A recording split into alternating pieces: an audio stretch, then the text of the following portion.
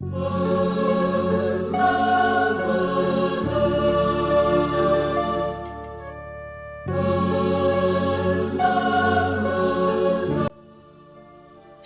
জানাই শুভ গণেশ চতুর্থী।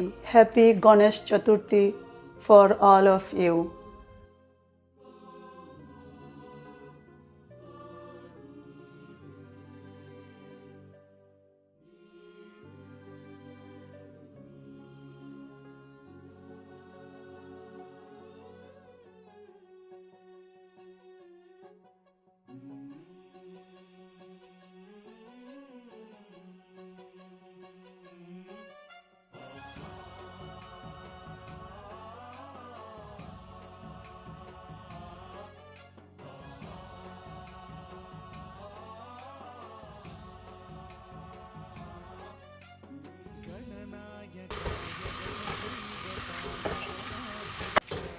নারকেলের পুর তৈরি হয়ে গেছে।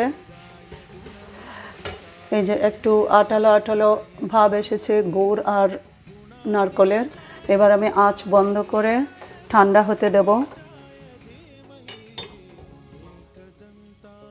চুলায় অন্য একটা পান বসিয়ে নিয়েছি।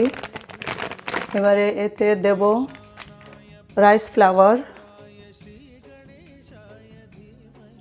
2 কাপস অফ রাইস ফ্লাওয়ার দিলাম।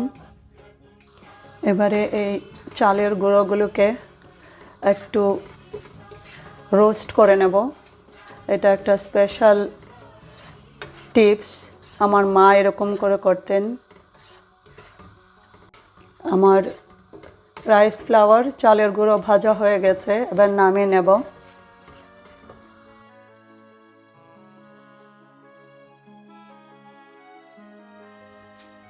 এবার কড়াইয়ে দিয়ে দেব 1 কাপের এক কাপ থেকে একটু বেশি জল দিয়ে দেব। 1 চিমটি নুন আর 1 ছোট চামচ ঘি। ভালো করে মিশিয়ে নেব জল আর ঘি। জল, ঘি আর নুন খুব ভালোভাবে মিশে গেছে, জলটা ফুটে উঠেছে। এবার আঁচ কমিয়ে চালের গুঁড়ো দিয়ে দেব। ভেজে রাখা চালের গুঁড়ো মিশিয়ে নেব খুব ভালো করে।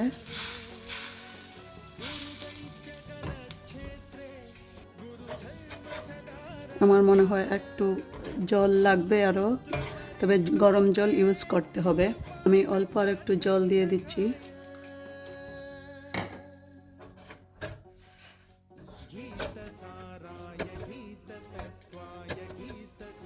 এবারে একটু সময়ের জন্য রেস্ট করতে দেব ঢেকে।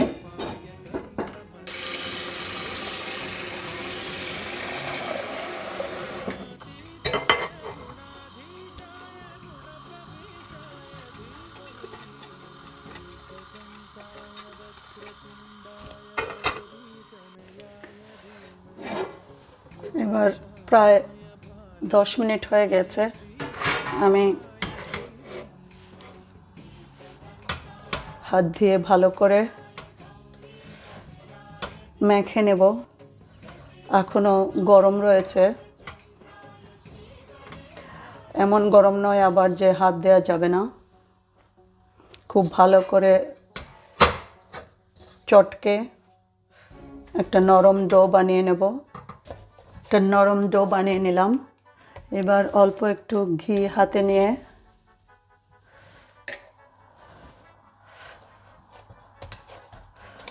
উপরে লাগিয়ে আরও কিছুক্ষণ রেস্ট করতে দেব।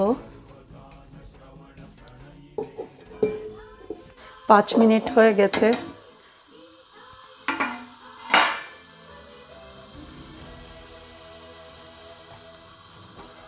ডোটা কত সুন্দর হয়েছে দেখো। এবার আমি মোদক বানিয়ে নেব।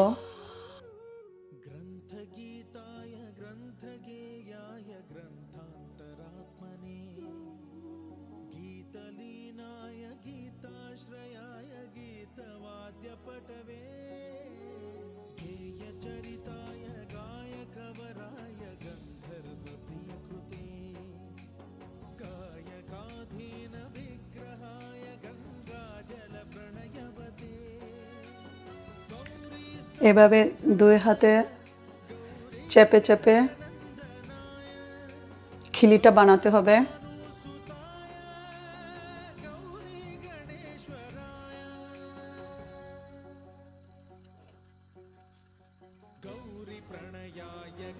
তারপরে নারকেলের পুর ঢুকিয়ে দেওয়ার মধ্যে।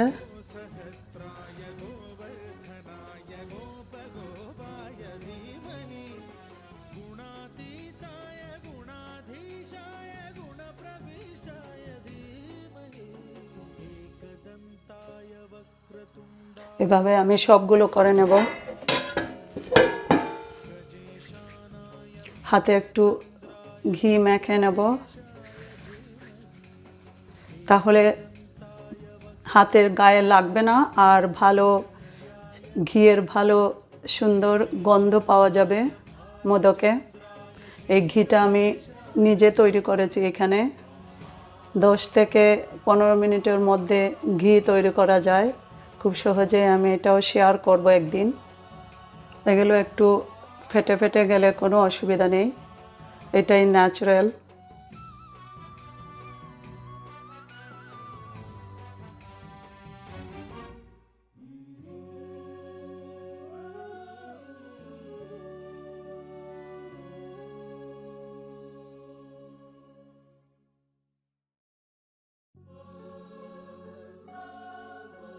স্টিমারে একটু ঘি লাগিয়ে তো নিয়েছিলাম, এবার দিয়ে দিচ্ছি।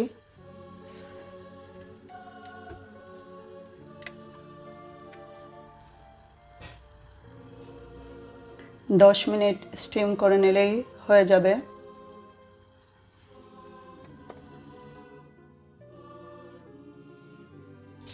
দশ মিনিট হয়ে গেছে, modak ready.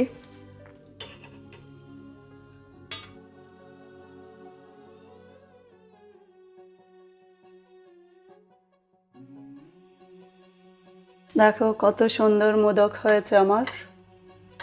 Hopefully all of you enjoy this. আর আমার এই রেসিপি ট্রাই করো, ডেফিনেটলি ভালো লাগবে তোমাদের। অ্যাটলিস্ট ট্রাই না করলে তো বুঝতে পারবে না। गणनायकाय गणदैवताय गणाध्यक्षाय धीमहि गुणशरीराय गुणमण्डिताय गुणेशानाय धीमहि